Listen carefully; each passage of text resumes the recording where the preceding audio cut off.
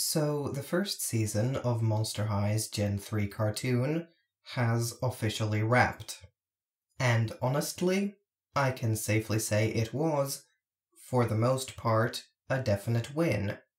Especially the queer rep.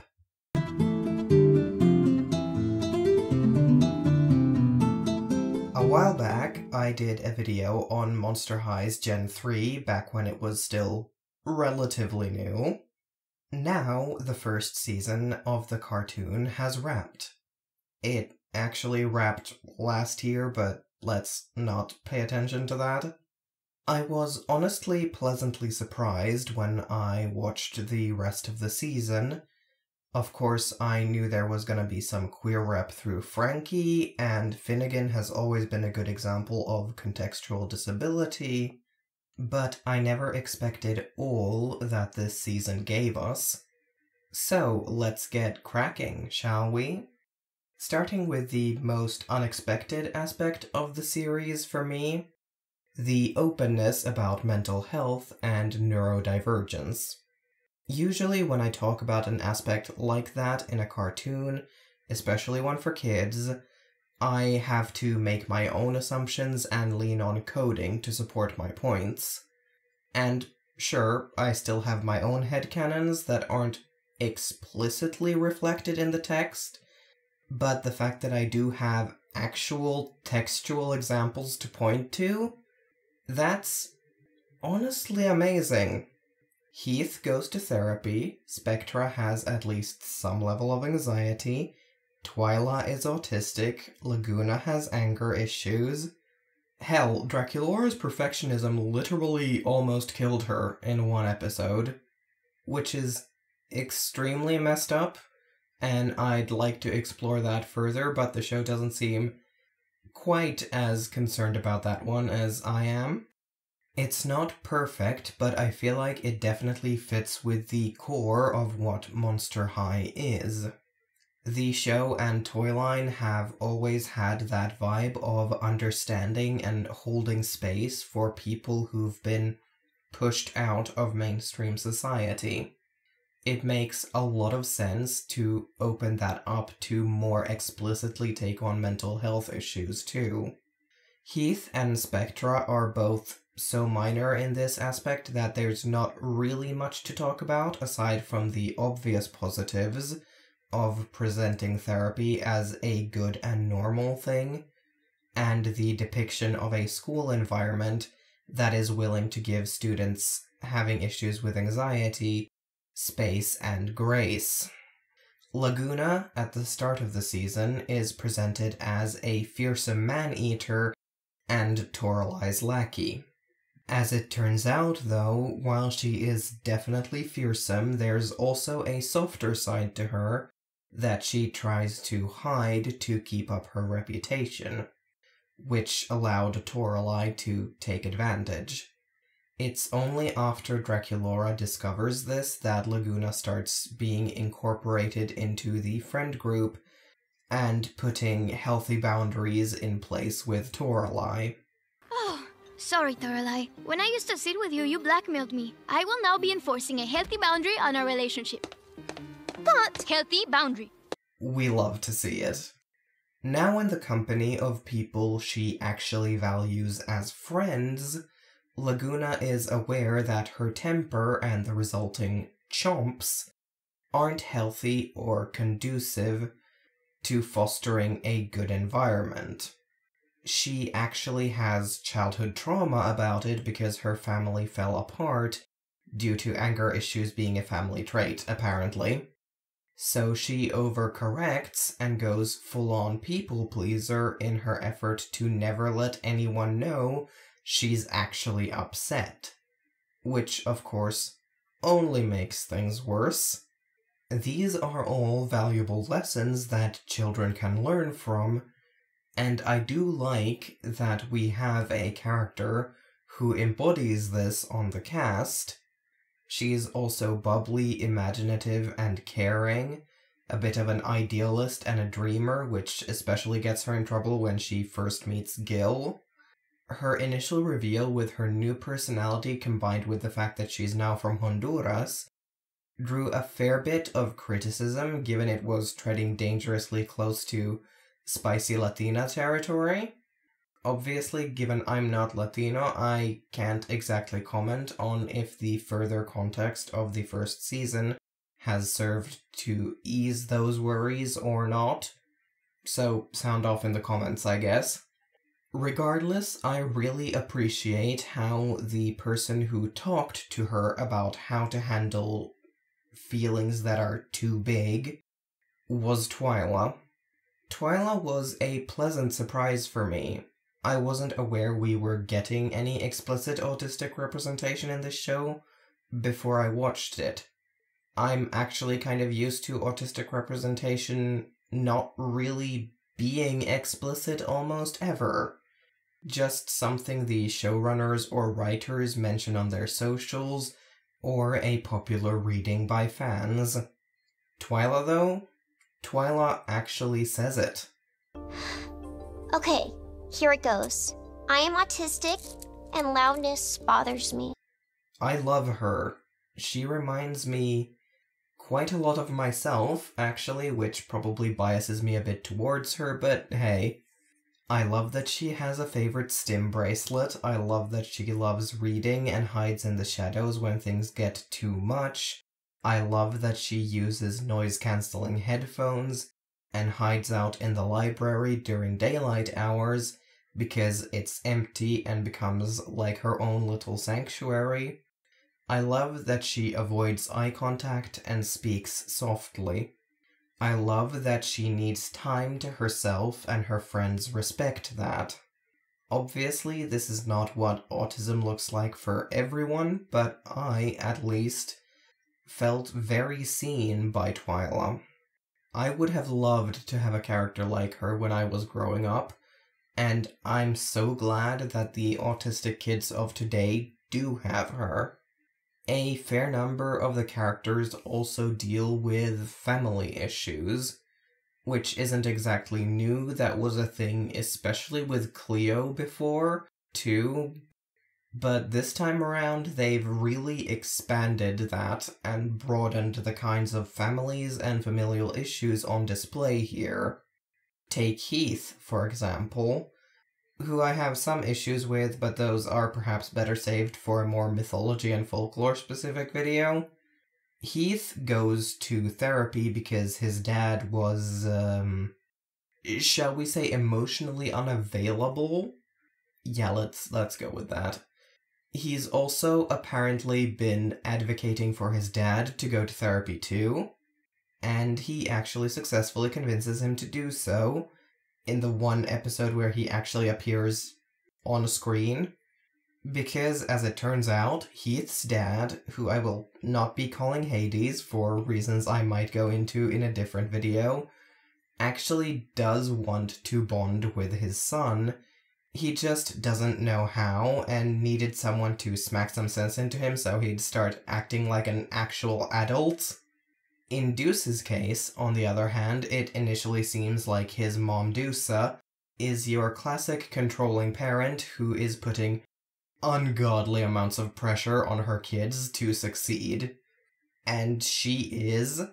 Medusa is far from the perfect mother, but she does care. That much becomes obvious when we find out she was the first Gorgon at Monster High, and was severely bullied during her time there. The pressure she puts on Deuce comes from a want to help her son, even though it's doing the opposite. I still think getting his snakes to conspire against him was way beyond the pale, though. Even with the best of intentions, that's just messed up. Deuce is a classic example of how parents can love you and want the best for you and still mess you up. Cleo's parents, on the other hand, give her almost anything she wants except their attention. She's perpetually playing second fiddle to her older, obviously more beloved sister, which is made no easier by the fact that this time around, Nephra is actually a genuinely nice person, and caring older sister. So Cleo can't even resent her in peace, because it's not Nephra's fault their parents don't actually listen to her, and think material goods and money are a good substitute for parental validation. Abby's mother took her own hurt and used it as a justification for cutting her family off from society, isolating Abby for much of her childhood. She loves her daughter and was trying to protect her, but ended up stifling her instead, to the point that Abby ran away. And Toralei? God, talk about the queen of toxic parent-child relationships. She starts the show as the mean girl, but just like Cleo in Gen 1, she goes through a bit of a redemption arc, part of which is exploring her relationship with her mother, Katarina, the current ruler of the were-creatures. Katarina demands perfection from her daughter. She wants Toralei to be a mini-me, but she is always so busy with work she never actually spends any time with her. Toralei exists in a space I'm sure a lot of us with less than stellar parents can relate to. That space where you remember how it used to be when you were little, that it used to be better, they used to be good, and you desperately want that back, but it won't happen. And that's something you just have to come to terms with now. We haven't seen how Toralei is going to handle being separated from her mother going forward, but I hope future seasons give that arc the weight it deserves. But that's still only in the realm of speculation. So let's turn to the physical disabilities of the cast. I already talked about Frankie in this regard, so I'll save y'all the repeat on that since the rest of the season didn't really bring up any new points with them. I still headcanon them as autistic though. If the show ever decided to make that explicit, they could serve as an interesting contrast for Twyla. Because where Twyla is shy and withdrawn, Frankie is loud and excitable. To the point where, when they first meet, there's actually a little bit of a clash between Frankie's issues with volume control and Twyla's noise sensitivity. There are other characters to talk about here, though. Finnegan, as I already said at the top of this video, has always been a great example of contextual disability. In the water, he is not disabled. It's his element. He's literally evolved for it. On land, however, well, a fishtail isn't exactly conducive to moving on land.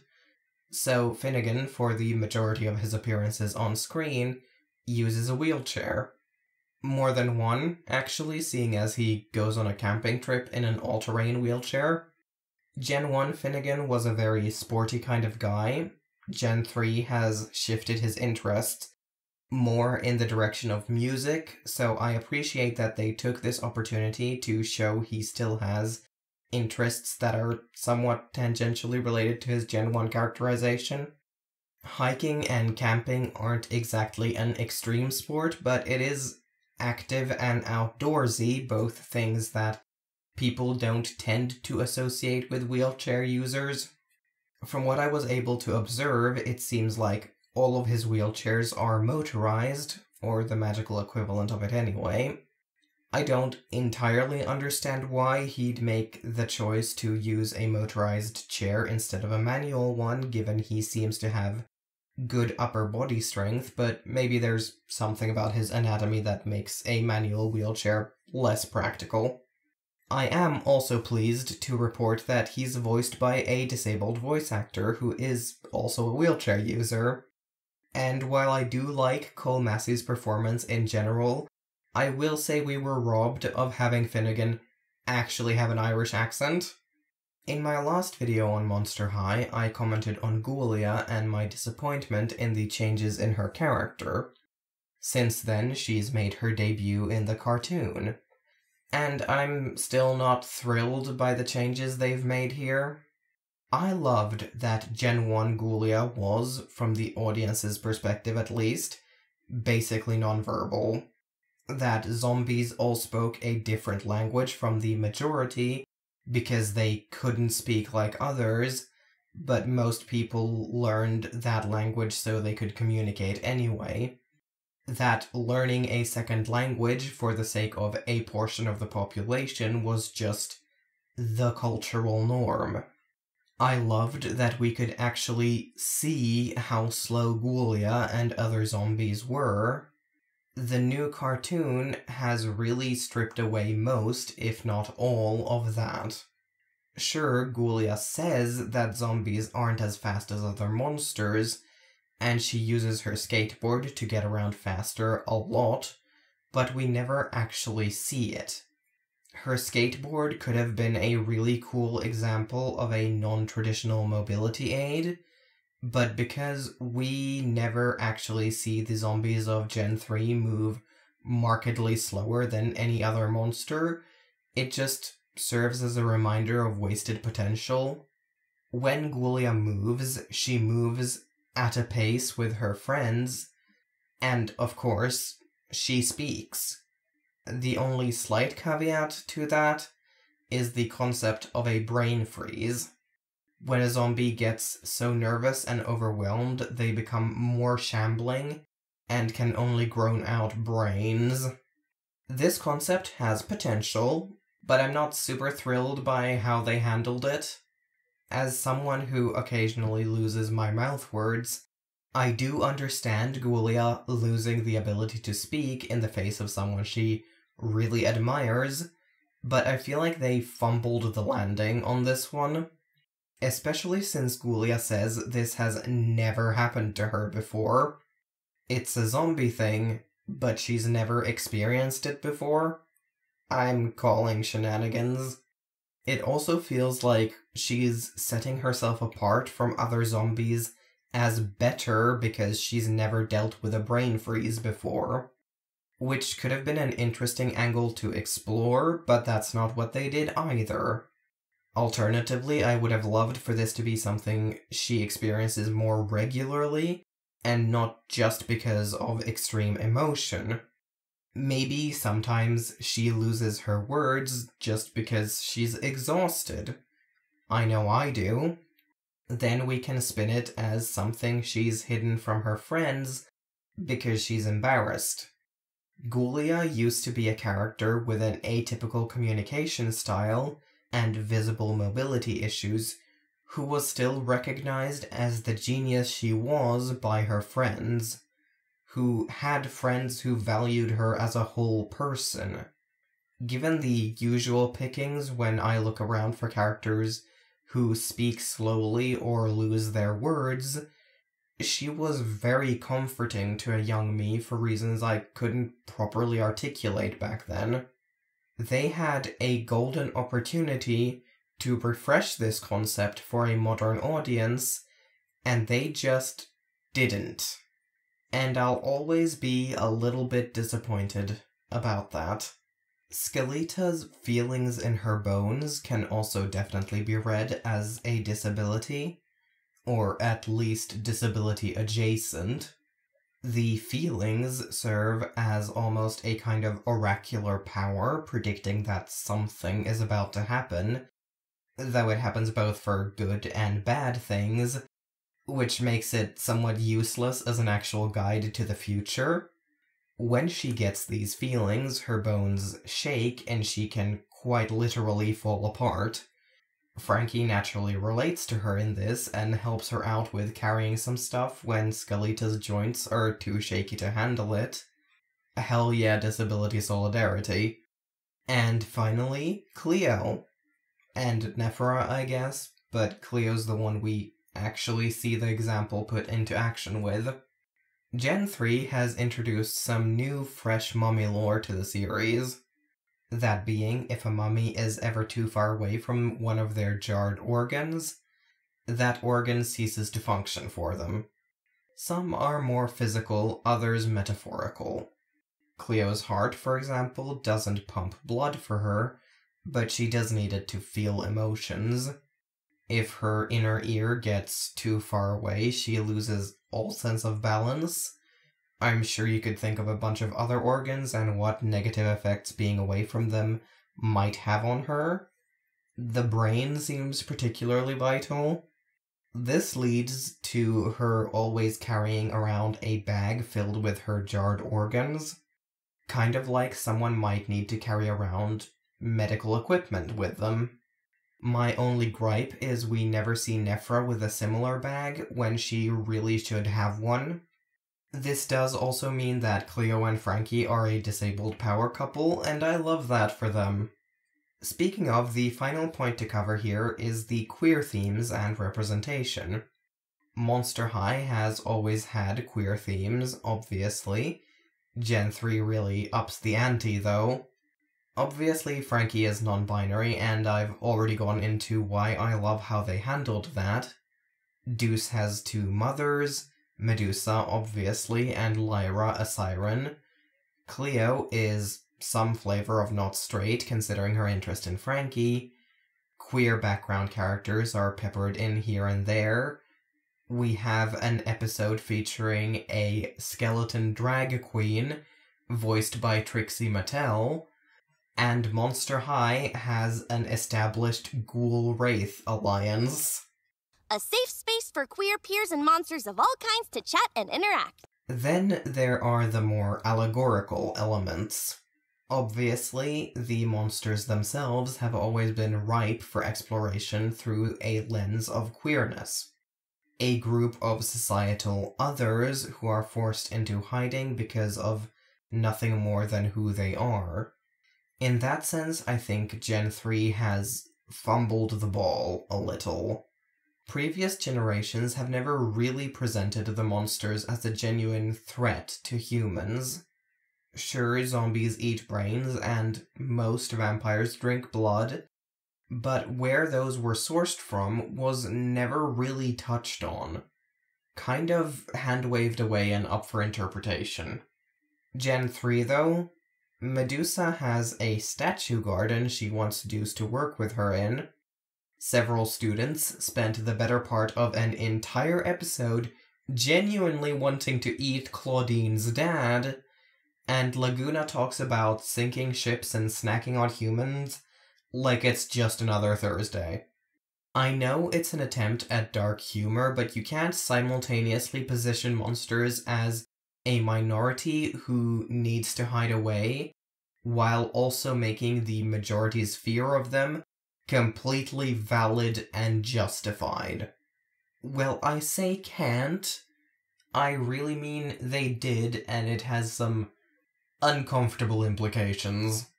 Then there's witchcraft. Witchcraft is something of a taboo in monster society. It's a primarily human practice, which means monsters both deride it as beneath them and fear it. It's an expellable offense at Monster High after the actions of one witch long ago, which honestly reeks of a situation where tensions already existed and the powers that be jumped at the chance to use the actions of one to exile all.